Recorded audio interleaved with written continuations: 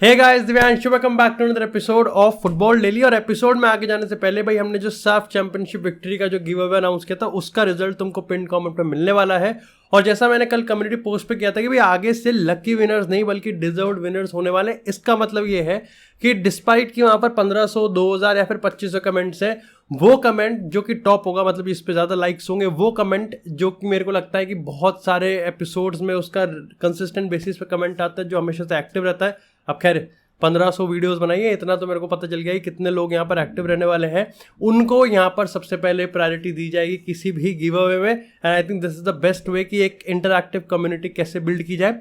इसी के साथ अगर बात करें आज के पहली अपडेट की तो आती है इंडियन फुटबॉल से। अब यहाँ पर दो अपडेट हैं। देखो, हम यहाँ पर ट्रांसफर को थोड़ा सा बिल्डअप कर रहे थे जिस तरीके से यहाँ पर अगर हम सहाल की बात करें तो, और यहाँ पर प्रीतम कोटाल की बात करें, अब ये चीज़ बताई गई है कि भाई ये deal one of the most expensive deal है क्योंकि इसकी वर्थ बताई गई है 4 करोड़ रुपए। ये बहुत बड़ी है अगर हम आईएसएल के स्टैंडर्ड्स की बात करें। ऐसे में बताया गया है कि यहाँ पर सहाल जा रहे हैं मोहन बगान में और यहाँ पर प्रीतम कोटाल जा रहे हैं केरला ब्लास्टर्स में, और उसके ऊपर से यहाँ पर मोहन बगान केरला ब्लास्टर्स को 2 करोड़ रुपए और देने वाला है। तो ये बड़ी बड़ी डील है जो कि कहीं ना कहीं मोहन बगान सुपर जायंट्स ने यहाँ पर क्लेम करी और एब्सोल्युटली अमेजिंग ट्रांसफर मार्केट में इस समय परफॉर्मेंस रही है अगर मोहन बगान की बात करें। इसी के साथ अगर अपनी दूसरी अपडेट की बात करें तो यहाँ पर आती है ईगो स्टैम्प से। भाई सबसे पहले तो यहाँ पर अगर तुमने कल का इंडियन फुटबॉल पे जो एक्सक्लूसिव वीडियो बनाया है और उसको मैंने एक अलग से प्लेलिस्ट में क्रिएट करा है, वो है यहाँ पर road India road to glory, जिसपे हम डेफिनेटली यहाँ पर इंडिया के अलग अलग सेक्शंस पे और इंडिया के अलग अलग एक्सक्लूसिव एपिसोड्स पे हम यहाँ पर काफ़ी ज़्यादा डीप में जाके बात करेंगे। तो उस एपिसोड को भी यहाँ पर तुम देख सकते हो। लेकिन अगर बात करें यहाँ पर ईगोस्ट मैच को लेके तो उन्होंने हाल ही में अपने इंटरव्यू में ये चीज़ कंफर्म करी है कि उनके पास यहाँ पर बहुत मटेरियल है जिसपे वो अभी के अभी डिस्कस करना चाहते हैं। उन्होंने कहा कि अगले 4 साल के अगर प्लान की बात करें, जैसे डेफिनेटली हम यहाँ पर वर्ल्ड कप 2026 की बात कर रहे हैं, तो अगले 4 साल की नींव आज ही रखनी पड़ेगी। इसको ना ही आप अगले साल कर सकते हो और इसको ना ही आप यहाँ पर दिसंबर तक पोस्टपोन कर सकते हो। ऐसे में आप कह सकते हो कि उन्होंने एआईएफ को एक इनडायरेक्ट मैसेज दिया है कि उनको मीटिंग करनी है और वो भी अभी के अभी, यानी कि आने वाले 1-2 हफ्ते में। ऐसे में पता चलता है कि भाई ईगोस्ट मैच की जो प्रिपरेशन और जो कमिटमेंट है इंडियन फुटबॉल को लेके वो बहुत ही ज़्यादा है। और ऐसे में एआईएफ को ज़्यादा कुछ एक्सपेंशन या फिर कुछ रिफॉर्मिस्ट करने की ज़रूरत नहीं है, उनको बस वो करने की ज़रूरत है टाइम और कहीं ना कहीं चीज़ों को, रिसोर्सेज को अलॉट करने की ज़रूरत है। मतलब कुल मिला के उनको ईगोस्ट मैच को सपोर्ट करने की ज़रूरत है। यार एआईएफ अभी तक लीडिंग रोल नहीं निभा पा रहा है, सपोर्टिंग रोल तो निभा ही सकता है ना। एंड डेफिनेटली एआईएफ की अगर नई लीडरशिप की बात करें, चाहे ठीक है कितना ही क्रिटिसिज्म कर लो, कितना ही कर लो, एटलीस्ट हरकत दिखती है, चलते फिरते दिखते हैं। पहले की वो प्रफुल्ल पटेल वाली उसकी तरह नहीं थी कि वो चल रहा है अपना जैसे चल रहा है। एआईएफ तो एआईएफ चल रहा है, सो रहा है अपना गधे घोड़े बेच के।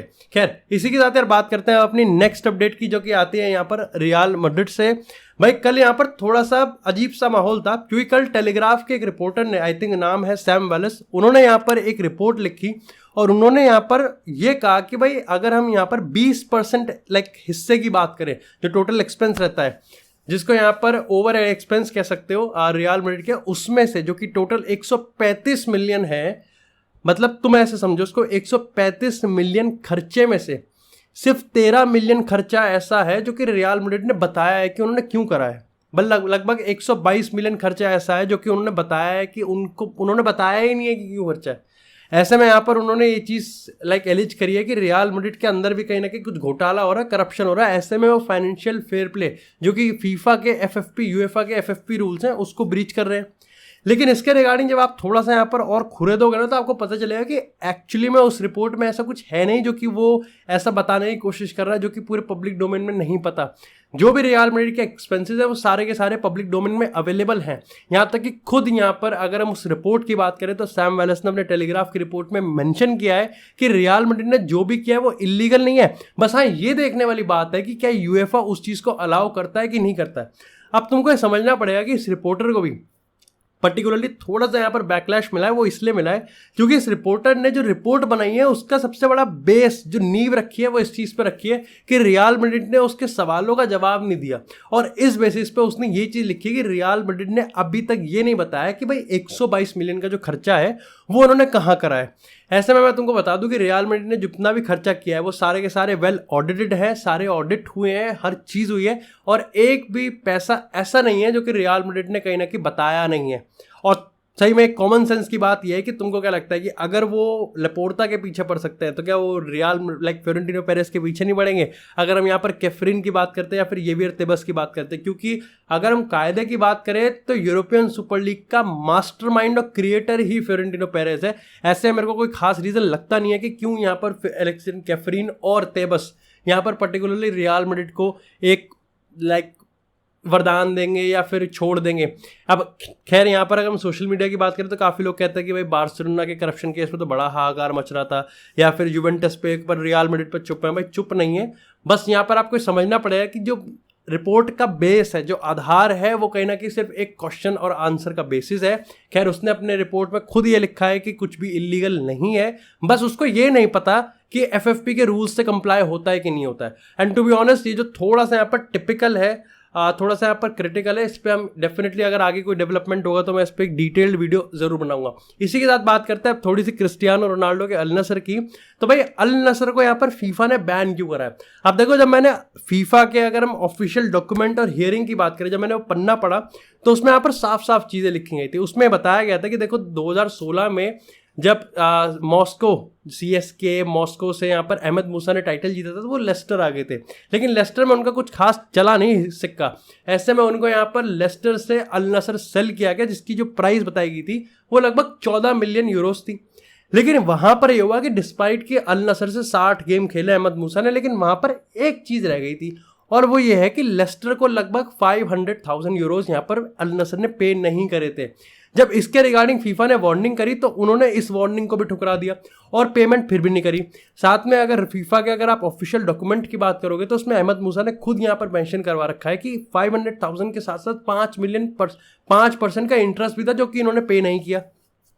फीफा के लगातार यहाँ पर अगर हम वार्निंग के बाद अल नसर के जो भी माई बाप थे, उस टाइम तो सऊदी के लोग नहीं थे, जो भी थे, उन्होंने तब भी वो पेमेंट नहीं करी। ऐसे में यहाँ पर जब फीफा ने फाइनल वार्निंग करके ये बताया कि भाई देखो तुमको 3 ट्रांसफर विंडो में हम बैन कर दें कि तुम डोमेस्टिकली और इंटरनेशनली कोई भी प्लेयर रजिस्टर नहीं कर पाओगे। ऐसे में यहाँ पर भाई अल नसर ने तब भी इग्नोर कर दिया, और अब फाइनली यहाँ पर फीफा ने ये डिसीजन सुना दिया कि भाई अल नसर लिटरली बैन है, तुम खरीद लो कुछ भी कर लो लेकिन तुम रजिस्टर ही नहीं कर पाओगे। अब काफ़ी लोग ये बता रहे हैं, जैसे मुंडो डेपोर्टिवो की रिपोर्ट की बात करें तो उन्होंने तो ये भी कह दिया कि ब्रोजोविच की अगर डील की बात करें तो अभी वो भी खतरे में है। लेकिन अगर हम यहाँ पर और डिटेल्स की बात करें और अगर अंदर अगर सऊदी गजेट की बात करें, जो कि सऊदी के लोकल न्यूज़पेपर की बात करें, तो वहाँ पर जो सऊदी के माई बाप अब बैठे हैं, उन्होंने यहाँ पर फीफा को ये एश्योरेंस दिया कि भाई लेस्टर का जो पेमेंट है वो हाथ के हाथ निपटाया जाएगा। और यहाँ पर फीफा से ये अपील की गई है कि भाई अब हम, क्योंकि जो ओनरशिप है वो डिफरेंट है, ऐसे में यहाँ पर चीज़ें अब बहुत बदल चुकी हैं, यहाँ पर निकम्मी सरकार नहीं बैठी हुई है। तो डेफिनेटली यहाँ पर जो नई सरकार है, मतलब जो नए माँ बाप है, नई माई बाप है उनके, वो यहाँ पर पेमेंट को दुरुस्त करने वाले हैं। ऐसे में यहाँ पर फीफा अपना बैन को लिफ्ट कर ले। एंड यस, अगर यहाँ पर शायद से बैन लिफ्ट नहीं होता तो आप कह सकते हो कि ब्रोजोविच की डील और आने वाले अल नसर की सारी डील पे खतरा मंडरा रहा है।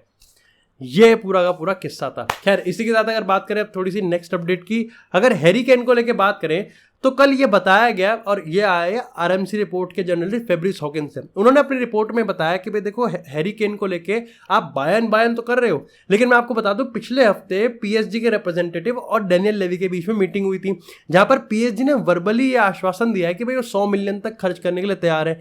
अब अभी ये एनोनिमस रखा गया है कि क्या 100 मिलियन फिक्स ट्रांसफर फी है या फिर कुल मिला के जो पैकेज है वो 100 मिलियन का है, क्योंकि अभी अगर बायन के दूसरे बिड की बात करें तो वो टोटल पैकेज 85 मिलियन का है, जिसमें आई थिंक 70-75 फिक्स है और फिर बाकी का 5 मिलियन बोनस है।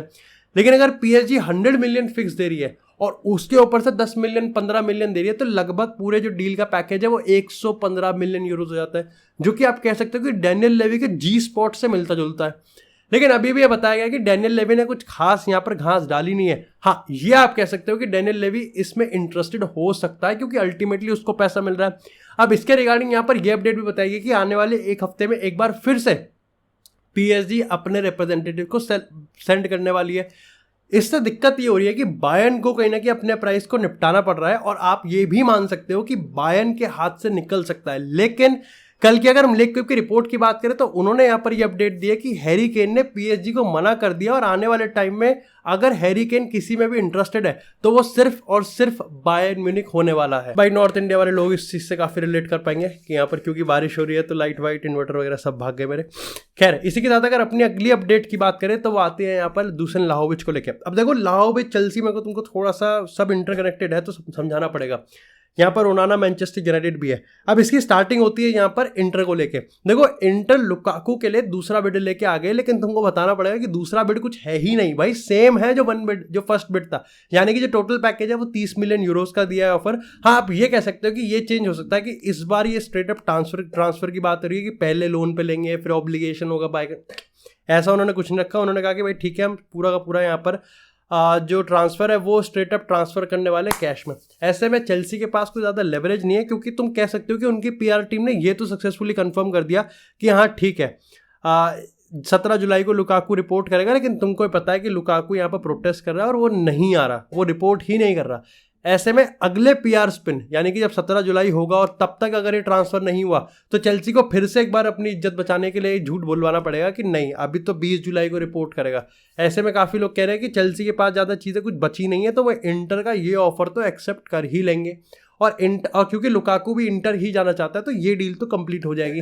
इसी के साथ यहाँ पर चेल्सी और यहाँ पर अगर ब्राइटन की बात करें तो कासिडो की डील पे वो अच्छे से बिल्ड कर रहे हैं। यहाँ पर 75-80 मिलियन यूरोस एक फिक्स रखा गया, उसके बाद का बोनस है।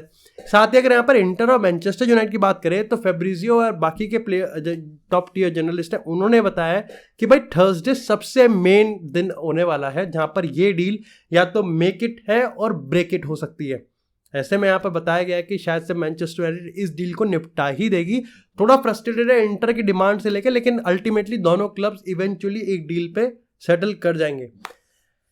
भाई जहां पीएसजी हैरी केन को लेकर निपटा रही है, जहां पीएसजी हैरी केन को लेकर काफियों के हिसाब से सीरियस होती हुई दिख रही थी, अंटिल यहाँ पर हैरी केन ने खुद ही मना कर दिया कि वो बायर्न ही जाएगा। एक नया प्लेयर जिसको हमने कल भी डिस्कस करा था और आज फिर से डिस्कस करने वाले हैं वो है दुसान व्लाहोविच। ऐसे में काफी लोगों के हिसाब से Dusan Vlahovic to PSG almost confirm है कि पर्सनल एग्रीमेंट यहाँ पर कोई भी दिक्कत नहीं होने वाली। हाँ ये अभी तय बात है कि भाई पीएसजी और यूवेंटस दोनों में डिस्कशन स्टार्ट नहीं हुए हैं। हाँ बस ये है कि बीच में जो बिचौलिए चलते रहते हैं उनके बीच इंटरमीडिएट से बात हुई है, लेकिन अभी फेस ऑफ नहीं हुआ है टेबल पे बैठ के। लेकिन हाँ ये कंफर्म है कि भैया अगर यूवेंटस यहाँ पर व्लाहोविच को सेल करने वाली तो खुद वो किसको रिप्लेस करने वाले हैं इस पे अभी मामला फंसा हुआ है थोड़ा सा। खैर अगर यहाँ पर दुसान व्लाहोविच की बात करें तो दुसान व्लाहोविच मानता है कि भाई 70 से 80 मिलियन यहाँ पर अगर हो जाए तो शायद से यूवेंटस पीएसजी एग्री कर जाएंगे और मेरा काम भी हो जाएगा। खैर इसी के साथ अगर बात करें अब थोड़ी सी यहाँ पर लिवरपूल से, तो भाई लिवरपूल के कैप्टन जॉर्डन हेंडरसन का केस भी काफी इंटरेस्टिंग है। अब हाल ही में सऊदी के क्लब अल इत्तेफाक ने यहाँ पर स्टीव जेरार्ड को यहाँ पर साइन किया एज अ मैनेजर। अब ये तुमको पता होना चाहिए कि इस पे कोई ज्यादा वरदान है नहीं सऊदी के माई बाप का, लेकिन फिर उन्होंने यहाँ पर एक ऑफर डाला लिवरपूल के कैप्टन जॉर्डन हेंडरसन पे, जिसपे इमीडिएटली इंग्लिश मीडिया का जो आंसर था वो ऐसा था कि बस जॉर्डन हेंडरसन साला वहीं माइक पे बैठा होगा। मतलब 1 घंटे के अंदर ऑफर के यहाँ पर ये बता दिया गया कि जॉर्डन हेंडरसन ने इसको रिजेक्ट कर दिया। लेकिन सऊदी भी कोई भाई दूध पीता बच्चा थोड़ी है। सऊदी ने तो घी का डब्बा अगर सीधी उंगली से ना निकले तो उन्होंने घी का डब्बा ही उल्टा कर दिया। उन्होंने यहाँ पर जो सैलरी थी उसको दुगना नहीं 4 गुना कर दिया, और यहाँ पर जो सैलरी बताई गई है वो 700,000 है।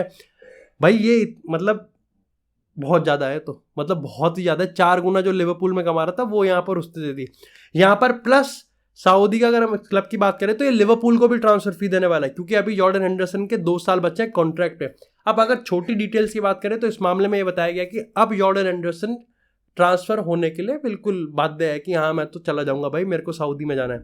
दूसरा है कि भाई आने वाले दिन यानी कि थर्सडे और फ्राइडे की बात करें, इनमें से किसी एक दिन जर्गन क्लॉप और जॉर्डन हेंडरसन दोनों पे डिस्कशन होने वाला है। तुमको समझना पड़ेगा कि थियागो अल्कांट्रा भी इस समय ट्रांसफर मार्केट में अवेलेबल है। जो ऑक्सलेट चेम्बरलेन है वो चला गया, नेबी कीटा चला गया, जेम्स मिलर चला गया, ऐसे में हेंडरसन चला जाएगा और आप सिर्फ शोबोस्लाई लेके आए हो, तो ऐसे में दिक्कत तो है। साथ ही अगर बात करें यहाँ पर अभी जर्गन क्लॉप की, तो वो एक मिडफील्डर और लेके आना चाहता है, जिसमें वो डेफिनेटली बहुत सारी प्रोफाइल्स को यहाँ पर सर्च कर रहा है।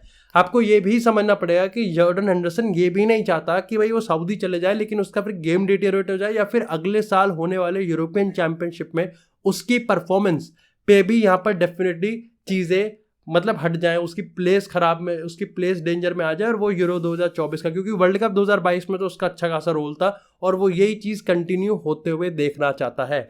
बाकी that's it for this episode guys. I hope आपको एपिसोड पसंद आया हो। एपिसोड पसंद आया तो एपिसोड को लाइक करें, चैनल को सब्सक्राइब करें। आपको इस फुटबॉल से एक्सक्लूसिव कंटेंट चैनल में मिलता रहेगा। तब तक के लिए stay tuned, stay safe and I will see you in next episode.